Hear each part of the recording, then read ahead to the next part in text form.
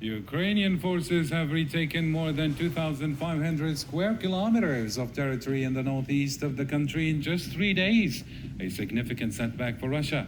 So, is this a turning point in the conflict, and how will Moscow respond? And also in today's discussion, we will address the European Commission's proposed emergency measures aimed at quelling a growing energy crisis that is rattling the continent. European leaders doubt Iran's intention to revive the 2015 agreement, a charge Iran denies. So is that deal still possible?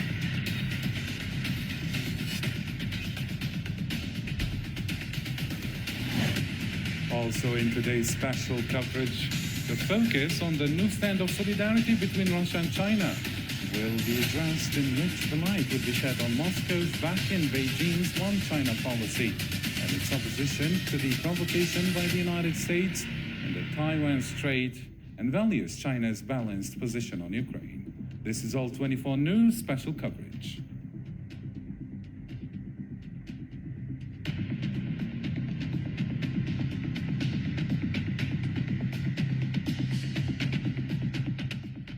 Hello and welcome to the program. I'm your host, Karim Zachary. And before we bring in our guest, here is the latest in the Russia-Ukraine file. In the recaptured city of Izium, Kharkiv region, law enforcers started the exhumation of the 450 bodies of civilians found in a forest strip earlier. President Volodymyr Zelensky said on Friday many Ukrainians were buried at various sites in the newly recaptured northeast, including whole families and people who were tortured, likening the aftermath to Russian, or linking the aftermath to Russia's withdrawal from the near Kiev months ago.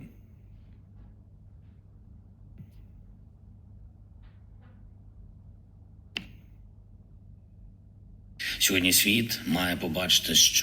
the world needs to see what the Russian army has left behind. Another mass grave of murdered people, children and adults, civilian and soldiers, tortured, shot, killed by bombing. Even whole families are buried there, mother, father and daughter. All right, let's bring in our guest. Joining me live is Adam Roosevelt, a national security expert, foreign affairs analyst, military strategist, and political analyst from the U.S., as well as Mr. James M. Dorsey, a geopolitical analyst and senior fellow at Middle East Institute and U.S. from Singapore. Gentlemen, thank you for joining us. So the war in Ukraine had significant repercussions, on top of which is the energy crisis. And here, let me start with you, Mr. James Dorsey.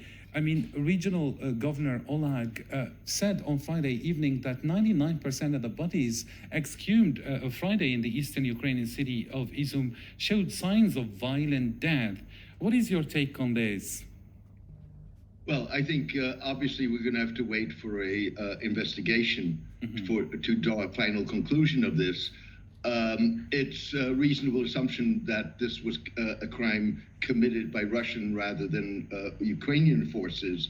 And it's not the first time that we've seen Russians withdraw from certain areas and mass graves being found. So this is probably the largest of these incidents, and it doesn't bode well for Russia in terms of the way it's conducting this war. And Mr. James Dorsey, what is your comment about the withdrawal of the Russian forces from the captured regions in Ukraine? Some people are commenting that this is a significant setback for Russia in general. Do you think this is a turning point in the conflict?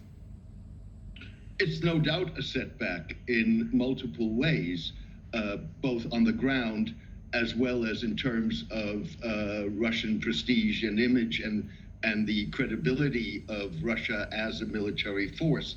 Now, having said that, I think it's too early to draw the conclusion that this is a turnaround. Russia may be down, it's not out, and certainly not a spent force. And so we're going to have to see how Russia opts to try and redress the situation. And obviously it has multiple options. One of those options we've seen to some degree, in which it is trying to increase the hardship in Ukraine by attacking civilian infrastructure. And let me bring into the conversation Mr. Adam Roosevelt. How, according to you, will Moscow respond regarding this latest setback, as it is described by many analysts, or is this just a regrouping strategy by the part of Moscow? Well, first, let me start by thank you for having me. The first thing I will say is that withdrawal or retreat does not mean that it is an imminent defeat. If you look at currently the percentage of occupation from Russia in the Ukrainian territory, President Putin has been successful by occupying at least 20% of the Ukraine.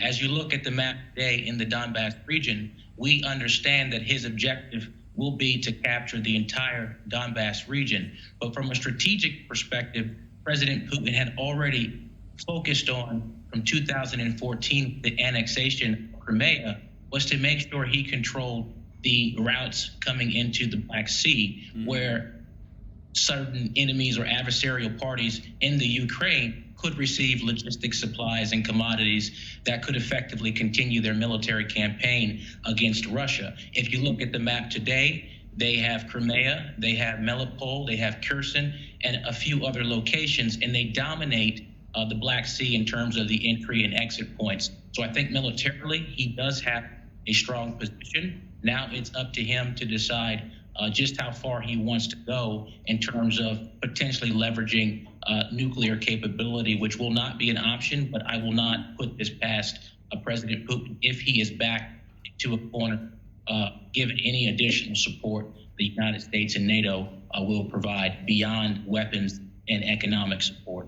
And Mr. Adam Roosevelt, how do you think Ukrainians have been able to make these breakthroughs and remarkable advances in a very short time? Was it not for Western support, this wouldn't have been really possible, according to some analysts, although we see in this particular question, many would argue that perhaps the resistance by the Ukrainian forces is the one that actually managed them to make these breakthroughs. Well, as a former military and non-commissioned officer serving in 2 campaign tours in Afghanistan, a 6-day win on the battlefield is not truly that impressive to me, primarily because look at the infrastructure of the Ukraine at the macro level.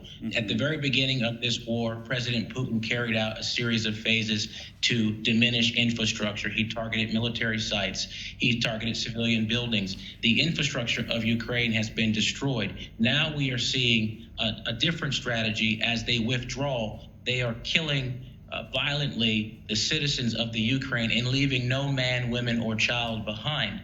And the population is continuing to decrease, and the infrastructure is very difficult to look at the future of recovery. So I believe that Putin is taking a very aggressive strategy. So I won't call these advancements true wins, because they have to sustain for the next several months from an economic perspective, military supplies, and in certain locations there's no food, water, and this morale that soldiers carry. They have to have the necessities to continue forward. And I think that this is going to be one of the big challenges. And speaking of economy, Mr. James Dorsey, bringing in soaring energy prices, European countries are facing an unprecedented gas shortage, and leaders have contingency plans. But are they enough to get through the winter? And will the EU put in place a solid, let's say, plan, a long-term energy strategy amidst this lingering war? Well, I don't think that the Europeans have an alternative but to put in a long-term strategy. Having said that, Europe is looking at a difficult winter. There's no doubt about it.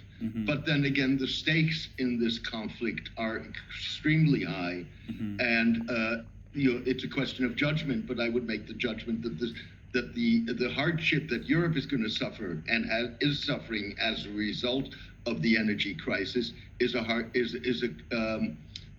a price that needs to be paid, because the alternative probably in the longer term would be worse. And Mr. James Dorsey, the European Union, they said that they will back down from imposing a cap on Russian gas prices. That was a leaked document to The Guardian, actually. And the EU will go ahead with taxing the surplus profits of energy companies. Why would the EU retreat from this decision now? Well, I think, first of all, you've had internal division about the price cap, and Europe needs to take decisions basically in unanimity. So that's one factor of it. Two, I think that, one of the things that we've seen over the last month of the wars, since it began in February, has been that the cutting of dependency on Russian energy is a gradual process. It's not a one-time move in which Russian energy is cut out. So we're going to see this, and we are seeing a process whereby the dependency on Russia increasingly is diminished, but it's going to take time. And Mr. Adam Roosevelt, do you agree? How do you explain EU member states that import large amounts of gas from Russia, including Hungary and Slovakia, speaking against such measures, capping energy prices? Is there a better way to curb these surging prices? Well, let me first start by stating that with the fact that the Russia-Ukraine war, this has changed the way we trade. It has changed the way we look at the dependencies. But the reality is that we need oil, we need energy, and our community, our people in the United States and in the European Union are suffering. The consumer price index is a direct correlation of that. And those folks at the lowest level will be hurting first. The only way forward right now, and I believe this was already attempted from President Biden, was to go to the Kingdom of Saudi Arabia, who is the de facto leader of OPEC and OPEC Plus, an attempt to get support to increase the output of oil. Now, we know that that will not happen. So the United States, prior to that, in concert with the European Union, we're looking at other countries, Venezuela, Iran, in order to effectively look at increasing the trade relations specifically to combat inflation and looking for new energy resources. But so much history is behind the West and the East in certain conflict before the Russia-Ukraine crisis that now Iran will be a player. But I do believe that they will maintain their relations in the East and continue trading, whether openly or covertly. And I do not believe the European Union or the United States or NATO will find additional resources. They will be put in a corner. And effectively, I think the Eastern Coalition will support this because there are a lot of intelligence reasons behind that. But President Putin is and does have some allies in the East. And Adam Roosevelt, what is expected as a solution that satisfies the bloc as a whole? Is this division bringing the economic recession even closer? It is. And the only solution that I can cough up today is the United Arab Emirates taking a part in diplomacy to bring this war to a truce. I think that no analysts that I have seen have offered the United Arab Emirates as a key diplomatic figure in the region that has Western-Eastern alliances and maintains a very neutral status, but has a tremendous amount of influence in both corridors in the East and the West. And if we're looking for a solution, the first thing we should be talking about is who is the proper mediator today. And I advocate for the United Arab Emirates to be that mediator, to broker a 30-day truce, to talk about how we can focus on trade and commodities, getting oil and gas pumped back out. And secondarily, we need to talk to both Venezuela and Iran leading into the conversation about the Joint Comprehensive Plan of Action. But we need access to those reserves. We need access to those oil commodities. And speaking of Iran, all this leads us to reflect on not only the security of Europe, but the whole world amidst the proliferation of nuclear weapons and a means of bargain, or using it as a means of bargain for dominance and influence in the world. Next up in the Iran nuclear file.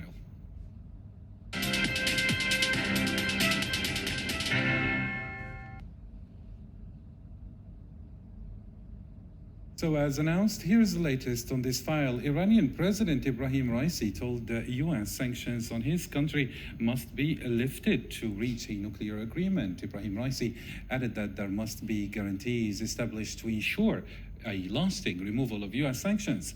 And the Iranian president said that the removal of sanctions should be accompanied with the resolution of safeguards. There are some political and baseless accusations against the Islamic Republic of Iran when it comes to safeguard issues.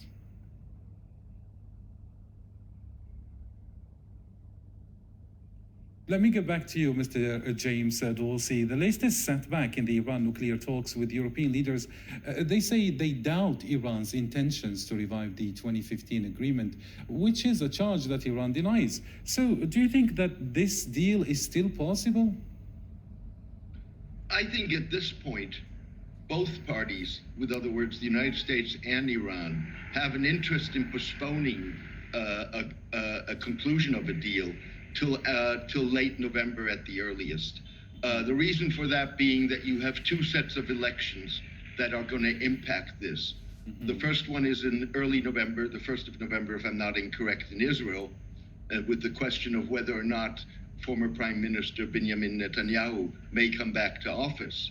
And that would significantly change the playing field. And the second one, of course, is the midterm elections. Now, from the U.S. perspective, the deal with Iran is a very controversial deal, and therefore it may very well be that the administration feels more comfortable once it's clear what the outcome is from the midterm elections, which may or may not go in the administration's favor. On the other hand, the Iranians have a legitimate concern in terms of what the sustainability of U.S. adherence to the deal is, particularly if Republicans were to succeed and take over both houses of Congress, and furthermore, then further down the line, potentially win a 2024 election. So I think that at this point, both parties want to see what the lay of the land is, or would find it convenient to see what the lay of the land is before concluding a deal, if a deal is possible. Very nice. And Mr. Adam Roosevelt, at the beginning, there was a growing sentiment and optimism that a deal was almost there. But now that optimism seems to be fading away. Why is it, according to you? Well, I think it's important for us to look at this from truth versus fiction, because at this point, this isn't about just media representation. We, as the United States, have been using a proxy to communicate with Iran. Just from that perspective, on a common sense ground, that means that we're not even able to sit face to face virtually or even physically. We have to use a proxy to have that conversation. That's the first thing I'll say. Not only did the United States Department of Justice investigate with the intelligence community as well as the Federal Bureau of Investigation and our intelligence agencies, the involvement of Iran with terrorism dating back to 9/11, also in the Afghanistan war and other wars abroad. And there has been funds established essentially to compensate those members of those families impacted. So there's a very deep-rooted tension with evidence that if Iran is to move forward freely economically, they could effectively have the economic means to continue their mission abroad globally, which targets U.S. national security interests as well as EU and NATO allies. And the fact that they carried out attempted assassinations on, let's say, in the National Security Advisor John Bolton, a member of the IRGC, was just arrested on the account that he attempted to kill John Bolton. The agency had to increase the amount of security funds, $2 million a month for Secretary Pompeo and his senior aide. This means that Iran is active in the field, globally and in the United States, to carry out assassinations at a time where the deal is supposed to be moving forward. And I'll say this lastly, President Trump in 2018 withdrew from this deal because there was not compliance. The intelligence communities could prove that, and we don't have accountability, and Iran will go forward very quickly with getting to the reaching the capacity to develop a nuclear weapon, and they're on full speed track to do that. Very nice indeed. And Mr. James Dorsey, your response, especially that we see that what's relating or what is happening in the world, is the U.S. role in the world kind of over? Because it's been dishonest and flawed, as some analysts actually claim. We see here not only Israel is standing as a stumbling block to the Ukraine, let's say, Iranian nuclear deal, and at the same time, we see that the Europe is at a dire need, let's say, for energy now, and perhaps easing up the measures or lifting up the sanctions on Iran actually could be a good solution, don't you think? I think there are multiple issues here. Mm-hmm. First of all, yes, Israel is vehemently opposed to the Iranian nuclear deal, and Israel has, for numerous reasons, significant influence in the United States and in politics in the United States. Now, having said that, the Gulf states, particularly Saudi Arabia and the UAE, share the concerns that the Israelis have. And those concerns are not only with regard to the nuclear issue, but maybe even more so to the alliances and the support that Iran gives to non-state actors and militias in multiple Arab countries, and of course the ballistic missile program. The difference between the Gulf states and the Israelis on this is that Israel and Iran are engaged in what amounts to a covert war that is being fought out in cyberspace. It's being fought out in Syria, and it's being fought out in Iran itself. And Israel is willing and prepared to fight that war.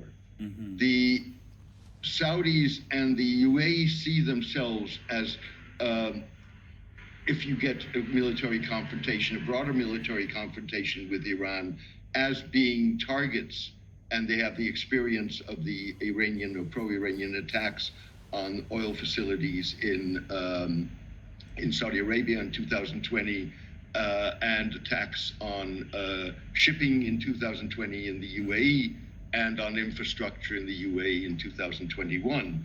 And therefore, they're walking they're walking a tightrope.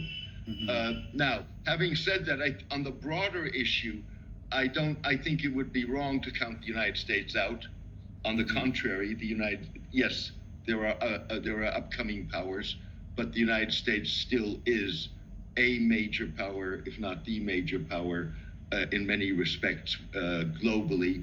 I think the problem with the U.S. policy, foreign policy across the globe, is that on the one hand it has the claims to all kinds of values and morals and ethics that it stands for, and I actually believe that is genuine. But when the brass tacks are down, it often acts or feels that it has to act in a very different way. And it has never been able to, or even really tried to explain that dichotomy, to somehow establish, communicate criteria, for example, in which situations do we do X, and in which situations do we do Y. And that's very good, Mr. James Dosey, and that's why we hear a lot of analysts saying that why do we always hear this narrative that the U.S. is on the side of the angels and everyone else is on the side of the devil? And it seems like it's just a war of ideologies that shake the very security of the world. And here, since we're talking about Europe and the energy crisis, what is your comment, Mr. Adam? Well, I think there was an excellent summation from Mr. Dorsey. In fact, I agree with all the things he just presented in terms of the facts. And it's absolutely right. And I think it's difficult when you're in a position to govern. The United States as being the #1 country to lead in peace and security. Our economy is very strong, but we are built on globalization now. And the first catalyst of change, if you will, has been the Russia-Ukraine war, which has really changed how we see the coalitions and how activities are being carried out. Specifically in KSA with President Biden's trip over to the Kingdom of Saudi Arabia, and all of the talk about the human rights and the journalist that was killed. And he was there to both represent the United States in terms of values on one hand, and then on the other side, the economy, the global economy. And that's a very difficult position to be in, because the reality is that these things have happened. You do not have full control over the globe, even if you are the United States. This is the West and this is the East. And the reality on the ground is that these coalitions are becoming more broken from the East West perspective, and I'm starting to see this particularly in the Middle East. But I will say in conclusion, I think that the United Arab Emirates is again the voice that should be heard, the leading diplomat in current today and how geopolitics is shaping out. And I think that they could contribute to a much more diplomatic global relation currently. And that's why perhaps we can say that reaching a peaceful world requires nations to make concessions and reach a compromise. Right after this.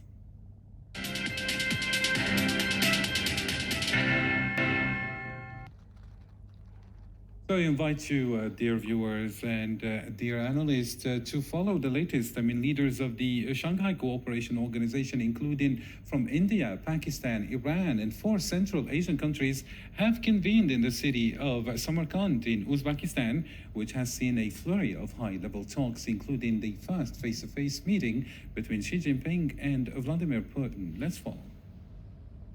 At the time when the war rages in Europe, for the East it was time to meet and to reunite. Reinforced yesterday with Iran as a permanent member, it is in Samarkand, one of the oldest cities in the world, where the Shanghai Cooperation Organization leaders are meeting to discuss international and regional issues. A high-profile summit so important that the Chinese president made his first trip outside of China. How could this be otherwise during a time when the world knows a shift in power and why nations are trying to find a new partners? And when the Russian president made an appearance with his Chinese counterpart, the world has seen the first physical meeting after the war in Ukraine between the two leaders directly involved in fighting a united front to counterbalance the United States and its allies. China and Russia have maintained effective strategic communication in the face of changes in the world, times and history. China is willing to work with Russia to demonstrate the responsibility of a major country, play a leading role, and inject stability into a turbulent world. Most importantly, the exchange of views between the leaders of the SCO states is taking place when the international order is becoming a thing from the past and during a critical time, and in an atmosphere of fast-changing geopolitics, something Vladimir Putin has made it clear. The growing role of new power centers cooperating with each other is becoming more and more evident. The summit was a chance to show the Russian-Chinese relations are becoming even tighter against the Western measures. Beijing has been careful to avoid violating Western sanctions or to provide direct military support to Moscow, whose dependence on China has deepened amid Western isolation. So, Mr. James Dorsey, as we have followed in this report, can we say that China is aiming at some kind of a hard power play or a soft one? By that I mean, is China going to start using its financial, political muscles here to formulate this new partnership with Russia that's going to try and reshape the world? Well, I think that Ukraine has fundamentally changed the Chinese-Russian relationship and also changed or intensified the way China is going to approach Central Asia. Basically, in the China-Russia relationship, Russia is now the lesser party. China is the stronger party. Let's keep in mind that it's not only that the Chinese have not offered military support to the Russians in the Ukraine war, they have not endorsed the Ukraine war, and I don't think that they're particularly happy with it. Now, the relationship with Russia may be the overriding strategic concern, but nonetheless, and frankly, Vladimir Putin acknowledged this when he acknowledged publicly that the Chinese have concerns about the Ukraine war. The second thing to look at is that Xi Jinping, yes, this is his first trip abroad in about 2.5 years since the outbreak of the coronavirus pandemic, but his first stop was Kazakhstan, with which Russia at the moment has a troubled relationship. The Kazakhs have been very firm in their opposition to the Ukraine war and are concerned that they could be target in the future of Russian military action. You've also seen that the balance in terms of security support for Central Asia is changing. One of the things that Xi Jinping announced at the Shanghai Cooperation Organization Summit was that China would be training Central Asian forces and law enforcement agencies. But bringing in Russia at this particular moment in having this, let's say, at least regional order, not to exaggerate and say world order, Russia right now is under a tremendous amount of pressure, and I mean, it welcomes any kind of supports that it gets. But if China truly does back up Russia, doesn't it expose itself, Mr. James Dulcie? Well, I think that in terms of how the Russians envision a new world order and how the Chinese envision a new world order are two different things. Russia truly wants a new world order. China wants a rebalancing of power in the existing world order, but may feel increasingly the way that U.S.-Chinese relations are developing, that may not be possible. And it has put, over a number of years now, building blocks in place that would make a Chinese-led order possible if those institutions and building blocks are deepened and strengthened. Let's keep in mind that the Shanghai Cooperation Organization at this moment is an organization that focuses on fighting terrorism, degrees of economic cooperation. But in terms of its institutionalization and in terms of the relationships between the various members, it's got a far way to go. And Mr. Adam Roosevelt, Moscow is going, as we said, to welcome any kind of support it gets. But in this particular time, it seems that the cost is going to be slightly too high. Here, Russia is used to being, let's say, the main power. But here, it feels like as though it's going to be a junior partner compared to China. How do you see this yourself, Mr. Adam Roosevelt? Well, my professional view is that in the East, obviously, every nation plays a role at the table. One nation, such as Russia, will play the aggressor. China will play the investor, using its strategic economic foundation to carry out the Belt and Road Initiative. And they have all different types of intelligence operations underneath those investments. So using their capital power to effectively remain neutral, but yet control resources, purchase land, purchase critical infrastructure, and really be an investor and a control mechanism to balance the power as they see fit. And I think that if you see it from that perspective, every person is playing their role. Now, clearly, Russia obviously will be a junior partner in this role. China will remain very dominant at the top of the food chain. But think about this from the perspective of the recent trip of Speaker Pelosi, who went on to Taiwan. This is a major tension. I think that that action alone gave China the reason to be a little more aggressive in its support with Russia, regardless of whether or not it believes in supporting Russia in the Ukraine-Russian war. Certainly, Taiwan plays a very valuable lesson to what the United States, in terms of encroaching on the borders as China sees it, on our borders, impacting national security, and really being a bully. So the East is now saying, we are tired of the West, and we are looking now to stand up against the West. And I think currently right now, China is in the position with, from its perspective, justification to support Russia covertly and a little more open in the open public. What about you, Mr. Adam or Mr. James Dulcie? As many see, many consider that perhaps now this is China's world and we simply have to live in it and there is nothing we can do about it. Do you think this is true? Well, I think there's no question that we're moving towards presumably a bipolar rather than a multipolar world, but certainly a world in which there is more than one top dog at the table. I don't think it's going to be China's world per se. I think that also, coming back to some of the things and linking them in here that were said before, the fact that the Saudis at this moment have not been very cooperative with the United States, for example, on oil production, in terms of trying to help the energy crisis, that is today. That may not be tomorrow. I think what you're seeing with the Saudis doing is they're leveraging their power. And you've already seen all kinds of measures in terms of, for example, the drone testing facility that has now been established in Saudi Arabia with the United States to counter particularly Iranian drones.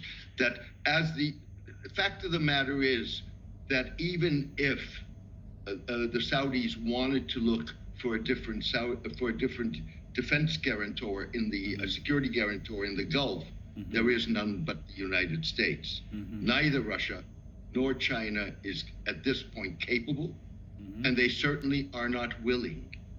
So I think jumping to the conclusion of a Chinese world is at this point very premature.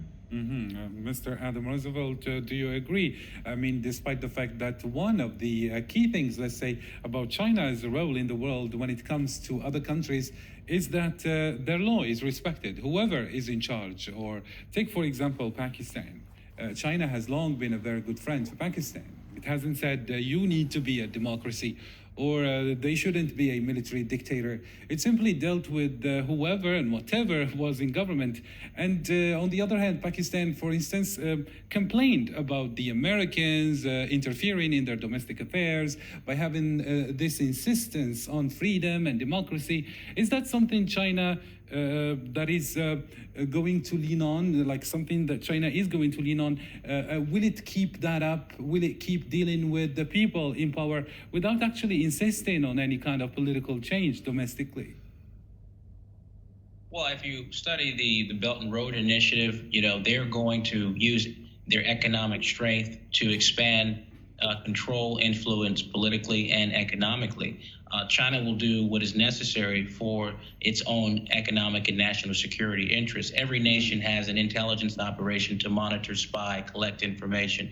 They have the ability to use economics for foreign direct investments, for strategic acquisitions of mergers and acquisitions. There's a lot that goes underneath the strategy for a country to expand. So in terms of China being the top player in the world, I don't think that it will emerge as the top player because it misses some of the elements of the Western society in terms of freedom of speech, freedom of the press, and a lot of those things I think from a democracy perspective are very beneficial and attractive to some of these other populations in certain areas who have adopted the democracy as their foundation for leadership and governing their people. So I think in some aspects China will perform very well as a nation from an economic influence perspective and foreign direct investments. But from an ideology perspective, I don't think that it sits well with other Western nations.